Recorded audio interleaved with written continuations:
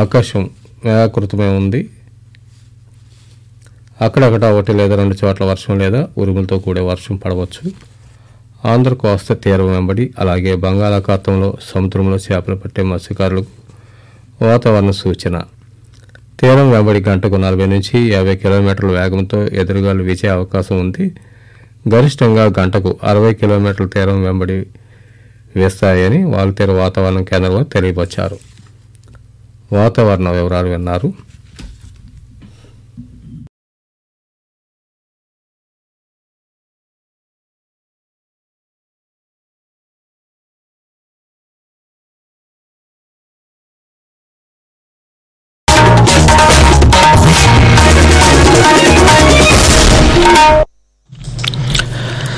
ఆకాశవాణి ప్రాంతీయ వార్తలు చదువుతున్నది సాయి సిస్లా.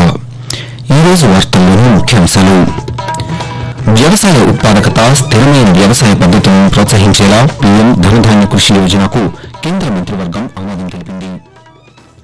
ఆంధ్రప్రదేశ్ ముఖ్యమంత్రి నారా చంద్రబాబు నాయుడు ఈరోజు నంద్యాల జిల్లాలో పర్యటించి హంద్రీనివా నుండి నీటిని విడుదల చేస్తారు. ఆంధ్రప్రదేశ్, తెలంగాణ రాష్ట్రాల మధ్య జల వివాదాలను పరిష్కరించేందుకు కమిటీ వేయాలని ఇరు రాష్ట్రాల ముఖ్యమంత్రులు నిర్ణయించారు. సౌరశక్తి వినియోగం ద్వారా విద్యుత్ బిల్లులను ఆదా చేయవచ్చని ఆంధ్రప్రదేశ్ రెవెన్యూ శాఖ మంత్రి అనగాని సత్యప్రసాద్ పేర్కొన్నారు. తెలంగాణలో జిల్లా ప్రజా పరిషత్, జెడ్పీటీసీ, మండల ప్రజా పరిషత్, ఎంపీటీసీ స్థానాలను ప్రభుత్వం ఖరారు చేసింది. వార్తల వివరాలు: వ్యవసాయ ఉత్పాదకత, స్థిరమైన వ్యవసాయ పద్ధతులను ప్రోత్సహించేలా పీఎం ధనధాన్య కృషి యోజనకు కేంద్ర మంత్రివర్గం ఆమోదం తెలిపింది. ప్రధానమంత్రి నరేంద్ర మోదీ అధ్యక్షతన నిన్న ఢిల్లీలో సమావేశమైన కేంద్ర మంత్రివర్గం పలు నిర్ణయాలకు ఆమోదం తెలిపింది. మంత్రివర్గ నిర్ణయాలను కేంద్ర సమాచార ప్రసార శాఖ మంత్రి అశ్విని వైష్ణవ్ పాత్రికేయులకు వెల్లడించారు. పునరుత్పాదక ఇంధన రంగానికి సంబంధించి 20,000 కోట్ల రూపాయల పెట్టుబడులకు కేంద్ర మంత్రివర్గం ఆమోదం తెలిపిందని చెప్పారు.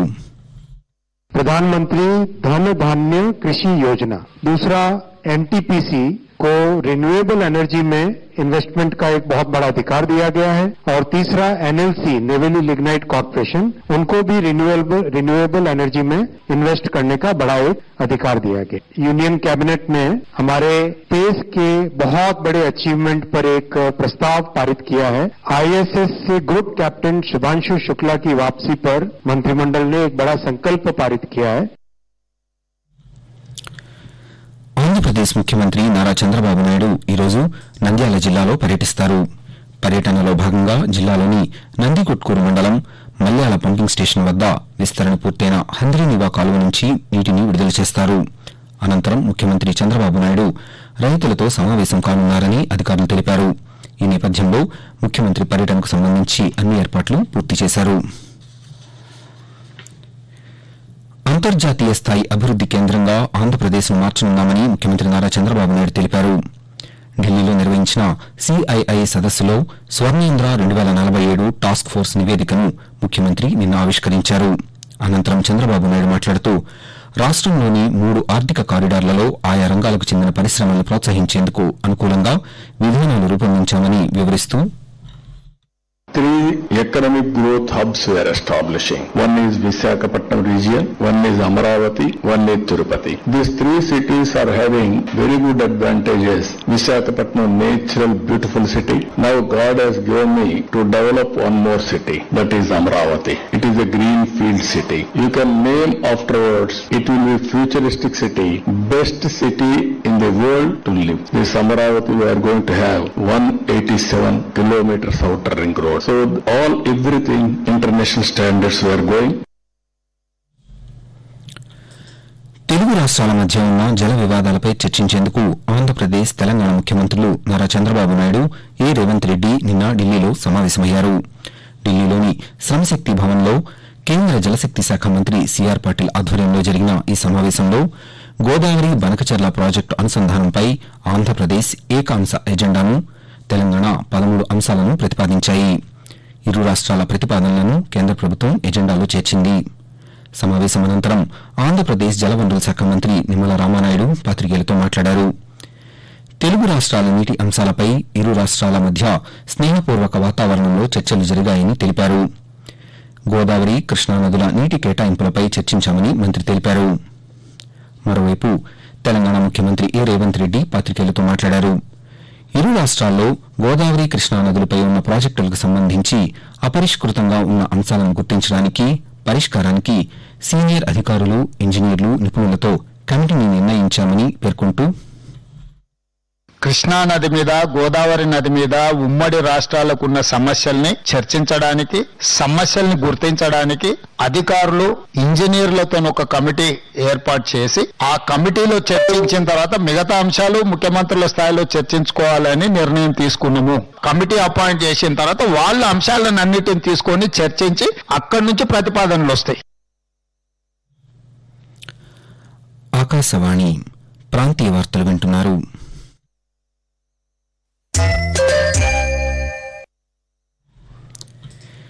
ఢిల్లీ పర్యటనలో భాగంగా కేంద్ర ఆర్థిక మంత్రి నిర్మలా సీతారామన్తో ముఖ్యమంత్రి చంద్రబాబు నాయుడు సమావేశమై రాష్టంలో మౌలిక వసతుల కల్పనకు కేంద్ర ప్రభుత్వం అందించే ప్రత్యేక ఆర్థిక సాయం కింద ఆంధ్రప్రదేశ్కు 10,000 కోట్ల రూపాయలు అదనంగా ఇవ్వాలని కోరారు. రాష్ట్రానికున్న రెవెన్యూ లోటు భర్తీ కోసం నిధులు ఇవ్వాలని, 16వ ఆర్థిక సంఘానికి రాష్ట ప్రభుత్వం చేసిన విజ్ఞప్తిని పరిగణలోకి తీసుకోవాలని కోరారు. అమరావతికి 2వ విడత ఇచ్చే నిధులను గ్రాంట్ రూపంలో మంజూరు చేయాలని కోరారు. క్షయ వ్యాధిని ముందస్తుగా గుర్తించడం ద్వారా ఆ వ్యాధిని నిర్మూలించవచ్చని ఆంధ్రప్రదేశ్ గవర్నర్ ఎస్ అబ్దుల్ నజీర్ తెలిపారు. రాష్టంలో టీబీ ముక్త్ భారత్ అభియాన్ అమలు తీరుపై విజయవాడ రాజ్ భవన్లో నిర్వహించిన కార్యక్రమంలో ఆయన నిన్న పాల్గొన్నారు. ఈ సందర్భంగా నిక్షయ్ పోర్టల్లో గవర్నర్ తన పేరును నమోదు చేయించుకుని గుర్తింపు పత్రాన్ని తీసుకున్నారు. అనంతరం గవర్నర్ మాట్లాడుతూ, ప్రజల భాగస్వామ్య కార్యక్రమాలను విస్తృతంగా చేపట్టడంతో పాటు క్షయ నిర్మూలనకు అన్ని శాఖల మధ్య సమన్వయం అవసరమని అధికారులకు సూచించారు. సౌరశక్తి వినియోగం ద్వారా విద్యుత్ బిల్లులను ఆదా చేసుకోవచ్చని ఆంధ్రప్రదేశ్ రెవెన్యూ శాఖ మంత్రి అనగాని సత్యప్రసాద్ అన్నారు. సత్యసాయి జిల్లా హిందూపురంలో ప్రధానమంత్రి సూర్యఘర్ ముఫ్త్ బిజిలీ యోజనపై నిర్వహించిన అవగాహన సదస్సులో మంత్రి నిన్న పాల్గొన్నారు. ఈ సందర్భంగా ఆయన మాట్లాడుతూ, సూర్యఘర్ పథకంలో మహిళల భాగస్వామ్యం కీలకమన్నారు. 1 కోటి ఇళ్ల మీద రూఫ్ టాప్ సోలార్ ఫలకాలను ఏర్పాటు చేసుకోవడానికి చర్యలు చేపట్టామని మంత్రి తెలుపుతూ,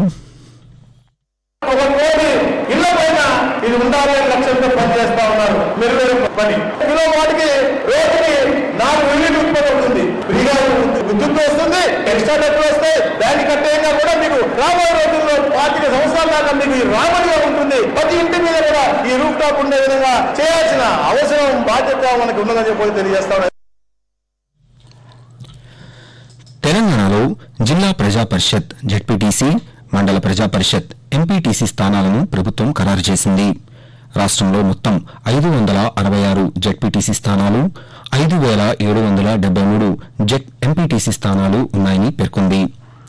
12,778 గ్రామ పంచాయతీలు, 1,12,000 వార్డులు ఉన్నట్లు పేర్కొంది. ఈ మేరకు తెలంగాణ ప్రభుత్వం ఉత్తర్వులు జారీ చేసింది. త్వరలో స్థానిక సంస్థల ఎన్నికల షెడ్యూల్ విడుదలనున్న నేపథ్యంలో ప్రభుత్వం ఆయా స్థానాలను ఖరారు చేస్తూ ఉత్తర్వులు జారీ చేసింది. మహిళా సాధికారతకు ప్రభుత్వం ప్రాధాన్యమిస్తోందని తెలంగాణ వ్యవసాయ శాఖ మంత్రి తుమ్మల నాగేశ్వరరావు తెలిపారు.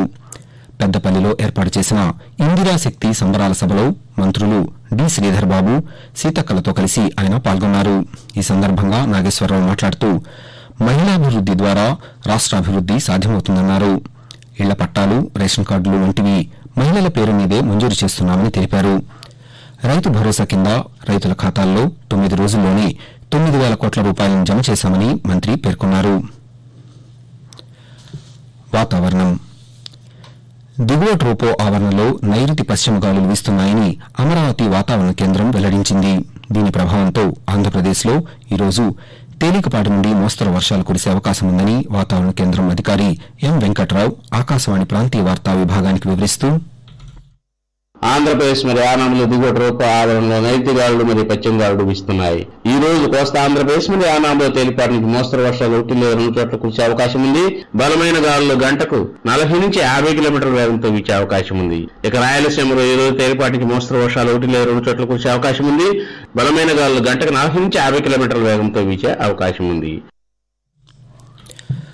మరోవైపు తెలంగాణలోనూ రానున్న 2 రోజులు తేలికపాటి నుండి మోస్తరు వర్షాలు కురిసే అవకాశం ఉందని హైదరాబాద్ వాతావరణ కేంద్రం తెలిపింది. ఆకాశవాణి ప్రాంతీయ వార్తలు ముగించే ముందు ముఖ్యాంశాలు మరొకసారి. వ్యవసాయ ఉత్పాదకత, స్థిరమైన వ్యవసాయ పద్దతులను ప్రోత్సహించేలా పీఎం ధనధాన్య కృషి యోజనకు కేంద్ర మంత్రివర్గం ఆమోదం తెలిపింది. ఆంధ్రప్రదేశ్ ముఖ్యమంత్రి నారా చంద్రబాబు నాయుడు ఈరోజు నంద్యాల జిల్లాలో పర్యటించి హంద్రీనివా నుండి నీటిని విడుదల చేస్తారు. ఆంధ్రప్రదేశ్, తెలంగాణ రాష్ట్రాల మధ్య జల వివాదాలను పరిష్కరించేందుకు కమిటీ వేయాలని ఇరు రాష్ట్రాల ముఖ్యమంత్రులు నిర్ణయించారు. ఆకాశవాణి ప్రాంతీయ వార్తలు ఇంతటితో సమాప్తం. తిరిగి 7:05 జాతీయ వార్తలు వింటారు.